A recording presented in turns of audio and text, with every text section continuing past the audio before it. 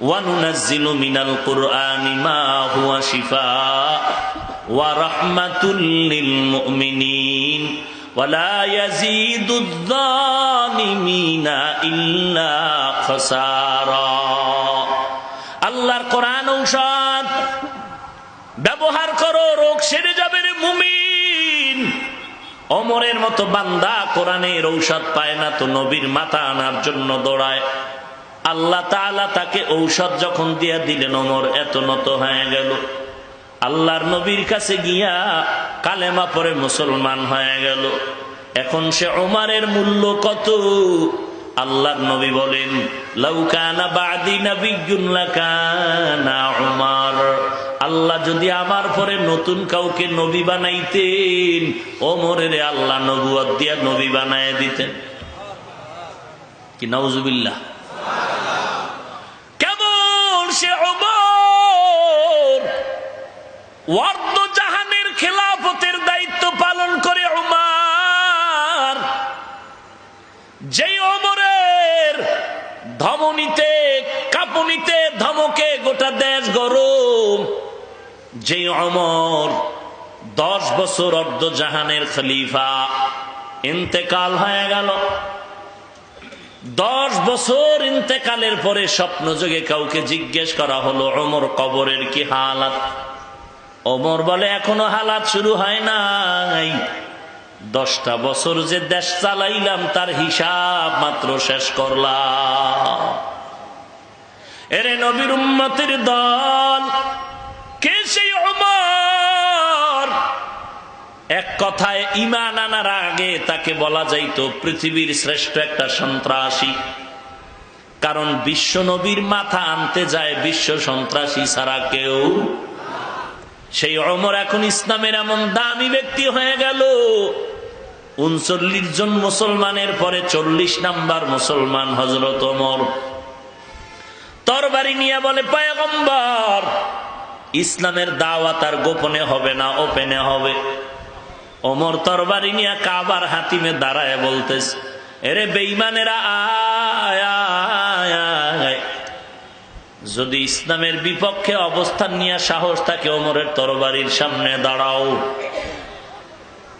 যেই ওমর সম্পর্কে আল্লাহ তাআলা নবীর মাধ্যমে সংবাদ দিলেন 10 জন সাহাবা জান্নাতের সুসংবাদ পেয়েছে, এই 10 জন সাহাবার মধ্যে দ্বিতীয় স্তরে কে আছেন? হযরত ওমর। প্রথম কে? হযরত আবু বকর।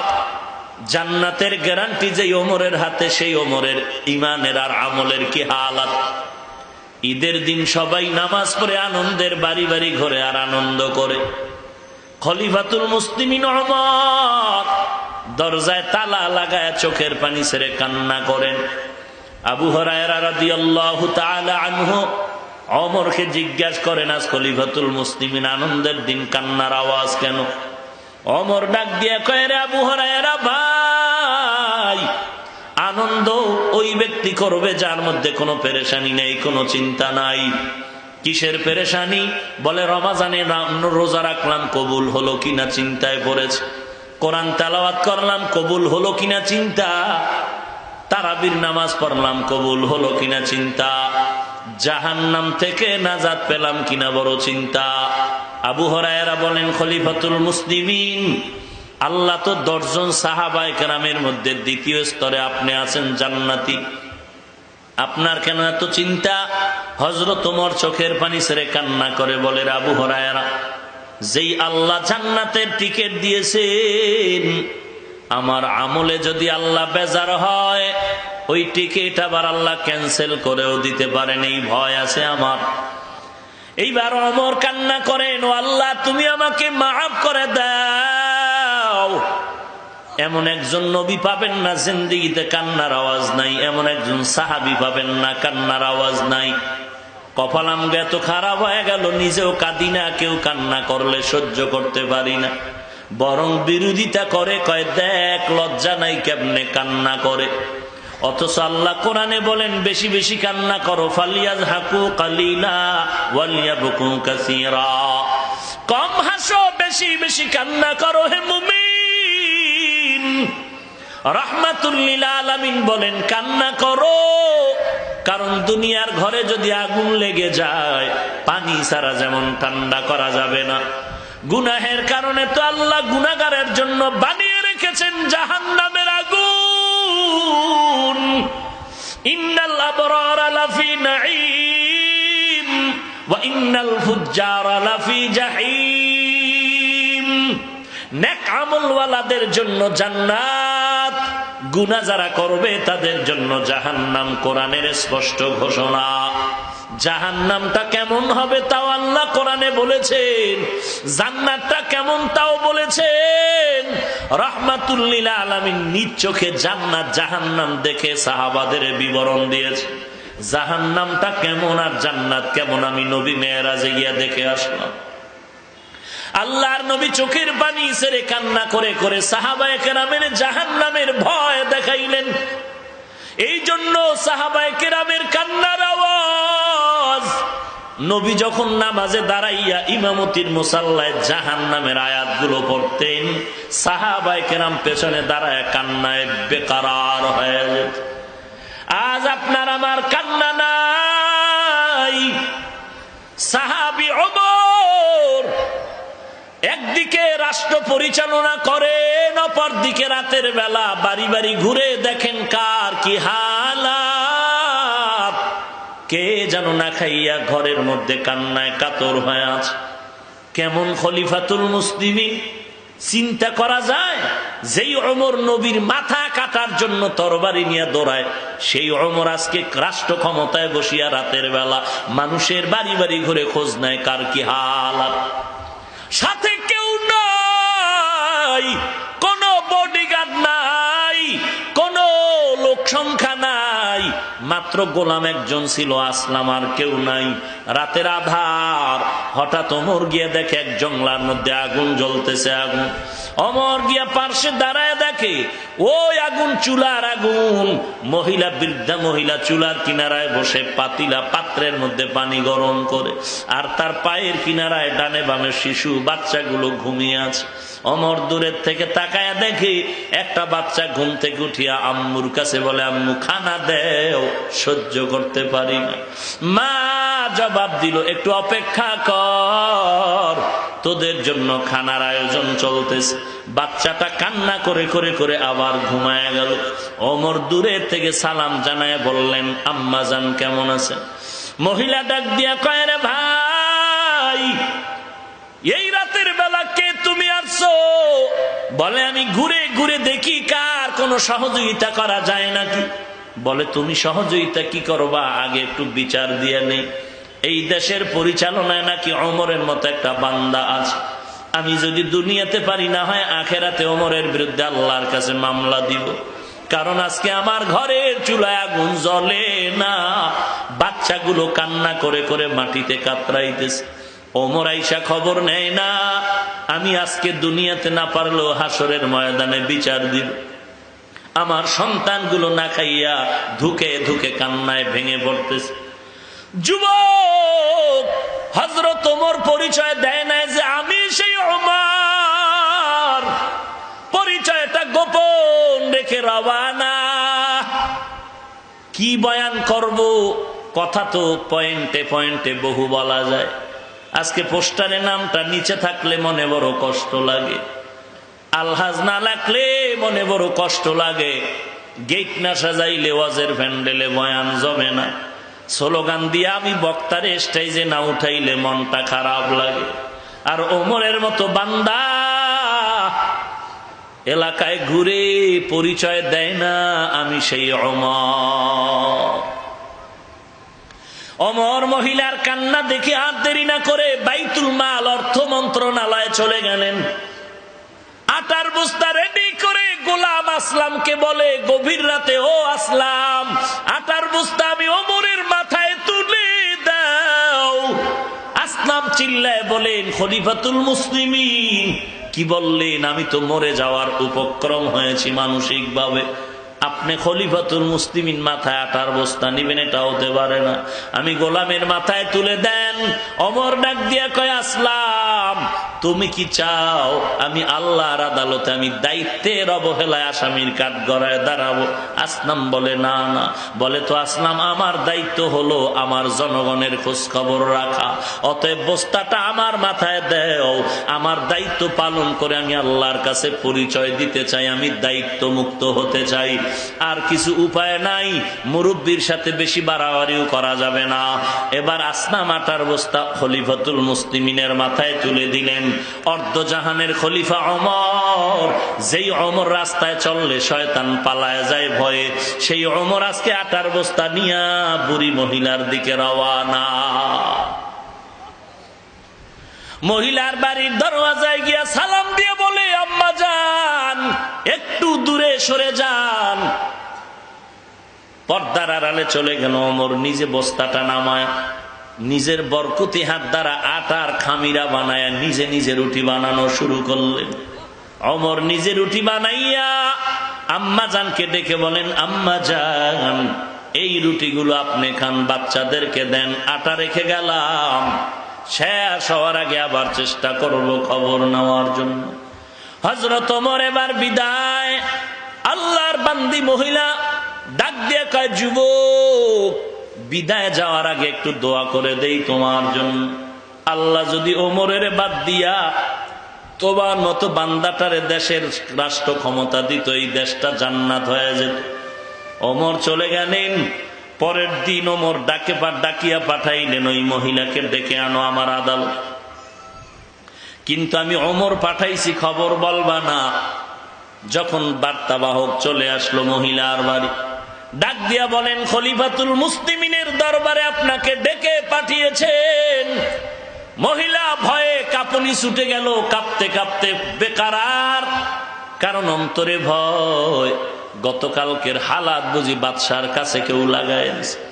আমি ওমরের গালি দিয়েছি, আজ আমার ফাঁসি ছাড়া উপায় নাই। চোখের পানি ছেড়ে বাচ্চাদের থেকে চির বিদায় নেয়, বাচ্চাগুলো কোলে নিয়ে চুমু খায় আর মনের মতো মাকে দেখে নেয়, আর মায়ের সাথে মোলাকাত হবে না। কত কষ্ট দিয়েছি, আজ বাদশার আদালতে আমাকে তলব করা হয়েছে, মনে হয় আমার ফাঁসি হয়ে যাবে। চোখের পানি ছেড়ে আল্লাহর বান্দি রওয়ানা। খলিফাতুল মুসলিমিন ওমরের দরবারে গিয়া যখন ভয়ে ভয়ে আতঙ্কিত, গিয়া তাকাইয়া দেখে গত রাত্রের যুবক জায়গায় দাঁড়িয়ে আছি। মহিলারও ভয় পেয়ে গেছে, গত রাত্রের সেই যুবক। হযরত ওমর ঠান্ডা আওয়াজ দিয়ে বলেন, আম্মা জান কোনো ভয় পাবেন না, কারণ আপনি আজ আমার কাছে আসছেন, আজকে আসামি আমি ওমর, আপনি কোনো আসামি না। পাগড়ি একটা লম্বা, এক অংশ ওমর গলায় পেঁচাইয়া বাঁধলেন, আর একটা পাগড়ির মাথা মহিলার হাতে দিয়া বললেন, আম্মা জান আজ আপনি আমার বিচার করেন, আমি আপনার বিচার করার অধিকার রাখি না। আমার দায়িত্ব পালনে আমি ত্রুটি করেছি, আমাকে বিচার করেন, যা করার করে দেন। তারপরও আমি চাই না হাসরের ময়দানে আল্লাহর আদালতে দাঁড়ায় জবাবদেহি তার কাঠগড়ায় জবাব দিব, পারবো না। কারণ হাসরের ময়দান বড় কঠিন, ভয়াবহ অবস্থা হবে। জমিনটা হয়ে যাবে তামা, সূর্য মাথার উপরে নেমে আসবে, জাহান্নামের আওয়াজ, সমস্ত নবীরা নাফসি নাফসি বলে কান্নার আওয়াজ। আল্লাহ নিজেও কাহ্হারিয়তের আওয়াজ দিয়া ধমকাবেন। আল্লাহ তাআলা বলবেন, আজকে বিচার দিনের মালিক কে? কেউ জবাব দিতে সাহস পাবে না, আল্লাহ নিজেই জবাব দিয়া বলবেন, লিল্লাহিল ওয়াহিদিল কাহ্হার। ওই দিন সবাই উলঙ্গ থাকবে, কেউ কারো দিকে তাকানোর সুযোগ হবে না। একদল বিনা হিসাবে জান্নাতে যাবে, আর একদল বিনা হিসাবে জাহান্নামে চলে যাবে। ওই হাসরের ময়দানের আযাবরে বড় ভয় পাই। আম্মা জান আমার বিচারটা করে দেন, আমি হাসরের ময়দানে জবাবদেহিতার কাঠগড়ায় দাঁড়াতে চাই না। এরে নবীর উম্মতের দল, এই ওমরকে এত দূর পর্যন্ত বিনয়ী বানায় দিল আল্লাহর কোরআন, আর পাশে ছিল নবীর আদর্শ। এর এলাকার মুসলমান ও যুবক, আজকে নবীজির আদর্শ তোমার ভেতরে নাই, অথচ কেমন একজন নবী তুমি পেয়েছো। গোটা দুনিয়ার বেঈমানের সামনে চ্যালেঞ্জ দেওয়া দরকার ছিল, তোমার বলা দরকার ছিল, রে বেঈমানের দল, এই জমিনে আমি এমন একজন নবীর আদর্শ লালন করি, যেই নবীর আদর্শের সাথে আমি আব্রাহাম লিঙ্কনের আদর্শ মিলায় দেখলাম সব বাজে, যেই নবীর আদর্শের সাথে আমি লেনিনের আদর্শ মিলায় দেখলাম সব খারাপ, যেই নবীর আদর্শের সাথে আমি কালমার্সের আদর্শ মিলায় দেখলাম সব খারাপ। দুনিয়ার জমিনে যত আদর্শ মাও সেতুনের আদর্শ, প্লেটের আদর্শ যা পাইলাম, এক কথা আমি ফাইনাল রেজাল্ট দিয়ে দিলাম, এই জমিনের সব আদর্শগুলো নাপাক, একমাত্র মদিনা নবীর আদর্শই হলো পাক। তুমি এই চ্যালেঞ্জ দিবা আর বেঈমানেরা তোমার কথায় পড়ে কালেমার পতাকা তলে আসবে, কিন্তু দুঃখ লাগে রে ভাই, হাজার হাজার বছর পরে বেঈমানেরা কালেমা পড়ে।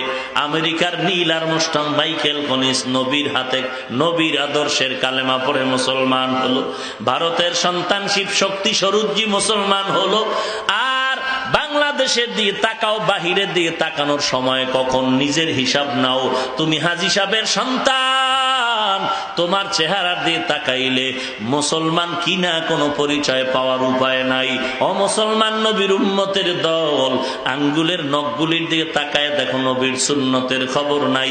মাথার চুলগুলো আয়নার সামনে দাঁড়ায় দেখো নবীর তরিকায় তোমার চুলগুলো কাটতে পারো নাই। নবীর তরিকা ভালো লাগে না, এই জন্য নবীর তরিকায় চুল কাটো না। কোন দেশের ক্রিকেটারের খেলোয়াড়ের চুল কাটা ভালো লাগছে, ওইভাবে তুমি চুল কেটে ইন্দুর আর বান্দর হয়ে সমাজে ঘুরো, আর মনে মনে অহংকারী করো, মনে হয় যেন তোমারে বোধে অনেক সুন্দর দেখা যায়। ওরে আল্লাহর বান্দা, যার চোখের আয়না চশমা কালো, সে সাদা বাতি দেখে কালো। যার চরিত্র খারাপ, সে বলে সবগুলোই খারাপ, আর যার চোখ ভালো, সে মনে করে সবাই ভালো।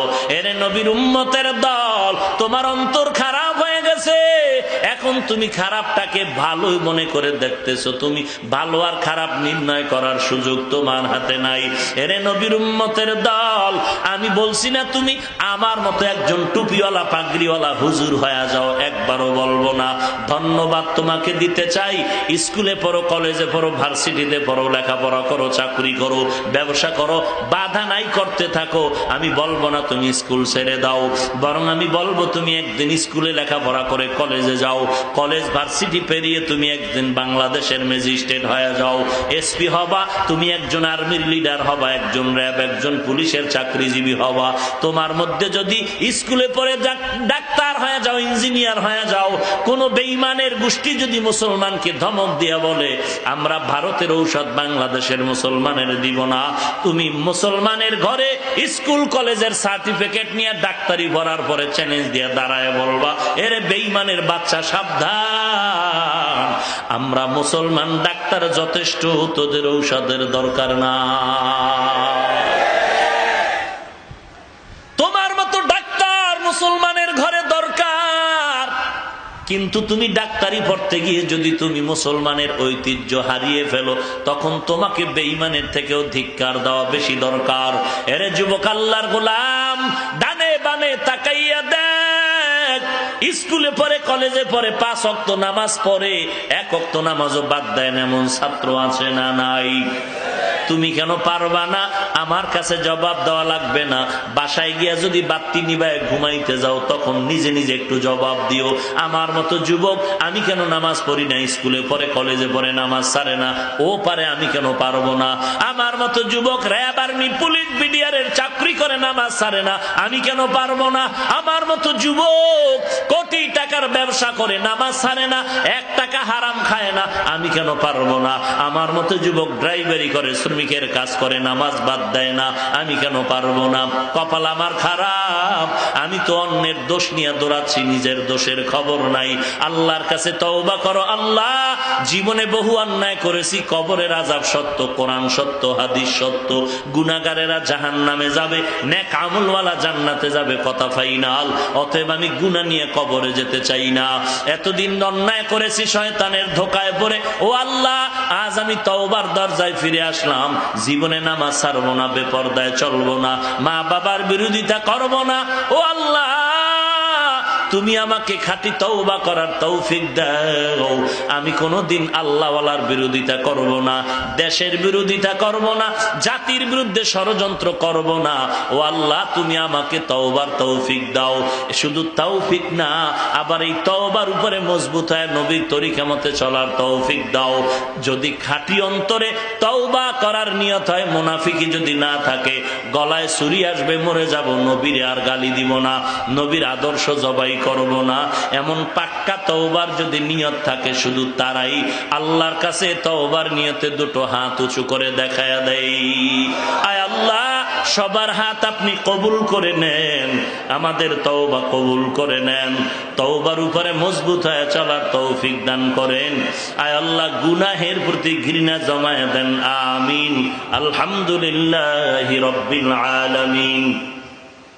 والصلاة والسلام على سيد الأنبياء والمرسلين وعلى آله وأصحابه أجمعين يا أرحم الراحمين يا أرحم الراحمين يا أرحم الراحمين رب ارحمهما كما ربياني صغيرا رب ارحمهما كما ربياني صغيرا اللهم إنك عفو تحب العفو فاعف عني ودير মালিক, কুদরতের নজরটা দিয়ে দেখেন এই মজলিসের মধ্যে কত উলামায়ে কেরাম হাজির হয়েছেন। সাদা দাড়িওয়ালা হাজী সাহেব, কত ব্যবসায়ী, শ্রমিক, চাকরিজীবীরা হাত তুলেছেন। আয় আল্লাহ, কত যুবক, কত ছাত্র ভাই, কত ছোট ছোট বাচ্চা, কত পর্দার আড়ালের মা বোনেরা হাত তুলেছেন। ও আল্লাহ, জীবনে যখন জমিনে আগমন করেছিলাম কত পবিত্র ছিলাম রে আল্লাহ। আমার এই অপবিত্র অবস্থায় সবাই আমাকে কত আদর করেছে, কোলে টেনে নিয়েছে, কেউ ঘৃণা করে নাই। আজকে আমল নামার দিয়ে তাকায় দেখে এই জমিনে আমার মতো গুনাহগার আর কেউ নাই। গুনাহের কারণে আমার হাত দুটো নাপাক, গুনাহের কারণে আমার জিহ্বা নাপাক, গুনাহের দ্বারা আমার অন্তর নাপাক, গুনাহের কারণে আমার পা নাপাক করেছে রে আল্লাহ। শয়তানের ধোকায় পড়ে গুনাহ করেছে রে আল্লাহ। আজকে তওবার দরজায় ফিরে আসছি, টাকা চাই না, বাড়ি চাই না, জাহান্নাম থেকে মুক্তি চাই রে আল্লাহ। দুনিয়াতে সূর্যের গরম সহ্য করতে পারি না, দিনের বেলা সূর্য ছিল, রাতের বেলা সূর্যের খবর নাই, এরপরে এত গরম লাগে, ফ্যানের বাতাসেও শরীর ঠান্ডা হয় না। আর ওই কবরে গেলে জাহান্নামের আগুন, হাসরের ময়দানে সূর্য মাথার উপরে তাপ, একটা সেকেন্ডের জন্য সহ্য করতে পারবো না রে আল্লাহ। কেউ যদি একটা বেতের বাড়ি দেয়, বড় কষ্ট পাই, বড় ব্যথা পাই। আল্লাহর নবী বলেন, যদি গুনাহ নিয়ে কবরে যাও, ওই কবরে যাওয়ার পরে গুনাহগারের দুই পার্শ্বে মাটির চাপ, পাথরের হাড় চুরমার হয়ে যাবে। ও আল্লাহ, একটা বেতের বাড়ি সহ্য করে নিতে পারি না, ওই কবরে গুনাহের কারণে কবরের চাপ কেমনে সহ্য করব রে মালিক, পারবো না রে আল্লাহ। তওবার দরওয়াজায় ফিরে আসি, এতদিন নামাজ পড়ি নাই, ঠিক মতো পর্দা করি নাই। ও আল্লাহ, আজকে তওবার দরওয়াজায় ফিরে আসলাম, আজকে থেকে আর নামাজ ছাড়বো না রে আল্লাহ। কুদরতের নজর দিয়ে দেখেন কার দিলের কি তামান্না, কি ব্যথা আপনার দরজায় গিয়া বলতেছে রে আল্লাহ। ও আল্লাহ, আপনি ছাড়া আমাদের আর কেউ নাই, আমরা বড় দুর্বল। আল্লাহ, নবীর মোহাব্বতে টুপি পরলাম, দাড়ি রাখলাম, লম্বা জামা পরলাম, মাদ্রাসায় পড়ি, কোরআন পড়ি, কত মানুষ টুপিওয়ালা বলে গালি দেয়।